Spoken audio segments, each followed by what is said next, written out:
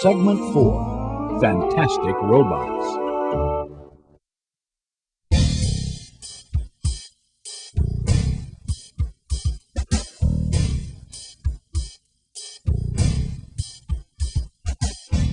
People are amazing machines. They can run, jump, flip, and move effortlessly through the air.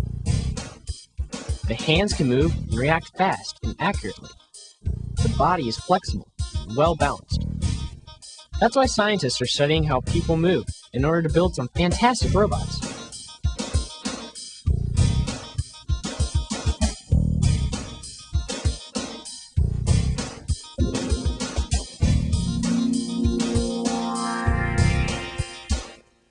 Wait a minute. You're trying to tell me that these gymnasts learning how to do flips have something in common with robots? They have a lot in common with robots. Studying the way people move is the first step to building fantastic robots. It's not magic, it's science, and it all starts with gravity. Gravity? What does gravity have to do with robots? We all have a center of gravity, which is the point on our bodies that we use to balance ourselves. It's the center of the mass of the object. Whether it's me or a chair or a table, it has a center of its mass. It also changes. As I change my shape, as I move, the center of gravity slightly shifts. What if I wanted to stand on my hands? What would happen to my center of gravity? You keep your center of gravity right over your hands, directly over your hands. That way you can hold the balance, and that way you don't fall over. This is actually natural if you do it all the time. Whether you're upside down, in the air, or on the ground, your center of gravity is important. But I still don't understand what this has to do with robots. Here at the Leg Lab at MIT, scientists are studying how gravity works on the human body, so they can make robots that will do some of the same amazing things we can. You mean, like flip through the air? Exactly. This machine is used to figure out how human bodies move when they flip in the air. That was a good one. It did about 3.5 stable somersaults, rotating about the side-to-side axis, and it didn't do any twisting while it was in the air. This is a wooden gymnast, and you can see that when it flips, its arms naturally move up and down to keep it balanced. The machine shows scientists that our bodies are designed to balance themselves. So the robot doesn't need a brain to stay balanced? It does it on its own? Well, the balance is built into the design of the robot, but it still needs a brain, just like we did. We make these machines so that the hips attach close to the center of gravity. And it makes it so that the machine is more likely to balance on its own. What's Dr. Plater doing to this robot? This robot is getting a hip replacement. This will probably leak out some fluid. There we go. Here's a little robot blood. It's not really blood, it's hydraulic fluid. And that's what allows the hips to move. And it's got microchips for brains to control the movement. And it's specially designed to balance like a human. Without balance, we can't stand up, and neither can a robot. But how does the robot run? Well, there's two parts. There's a bouncing part, like this. And there's a balancing part, like this.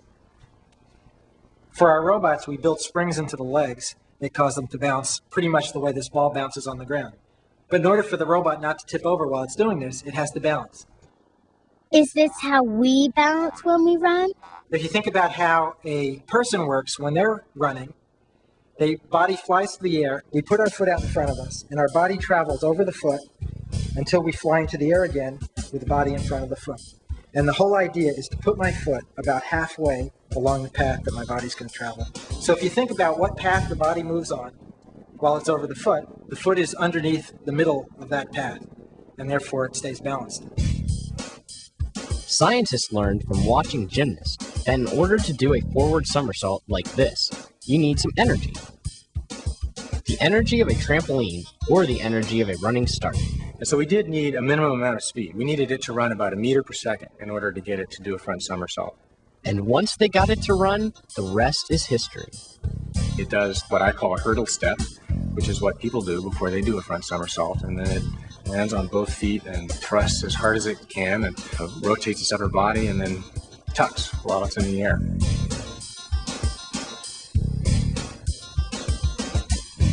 Wow, that's amazing. If you think this is amazing, engineers have developed another extraordinary robot that is also designed like the human body. Like what?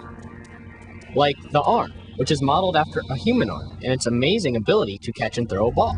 Lots of different patterns, and it's just a matter of building it up. Well, when you're juggling, of course, the hand throws the ball, the eye sees the ball, sees what mistake was made, and the brain then makes the correction, takes information and computes, and tells the hand where to go. And it's a constant feedback where you have the eye seeing, the brain computing what's going to come, the eye sees it, the brain computes, the hand throws, and that's juggling in a nutshell. Can this robot really juggle? Not exactly, but making a robotic arm that can see and think and move as fast as a human is a huge task for scientists. The arm was taught to catch and throw a ball by Dr. Slatine. Suppose that the arm is trying to catch this ball. The cameras keep centered on the ball. So here we see what the cameras see. And here we see where the computer thinks the ball is. As we move the ball, the cameras are going to move and follow it. And they can follow it reasonably well up to reasonably high speeds. And so, for instance, you can do things like this, and it will still follow the ball. So the cameras are like eyes for the robot? They allow the computer to calculate the exact position of the ball and its distance from the robot. And the computer is the brain of the robot. When the ball is thrown, the computer figures out the direction of the throw and where to position its arm in order to catch it. In the half second it takes to catch the ball, you have to figure out that a ball is coming. Where is it coming from? Start positioning the arm, start closing the gripper so that you can close the gripper on the ball. What if you throw the arm something really heavy? When you're catching an object, it may be this ball or it may be something heavier. And you want to be able to grab it, and as you grab it, very quickly adapt to how heavy it is, so that if it happens to be very heavy, you don't just drop on the floor.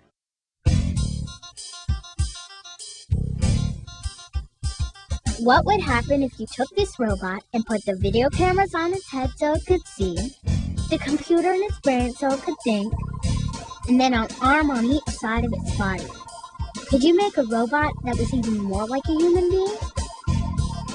Maybe, but you'd have to know a whole lot about the human body first.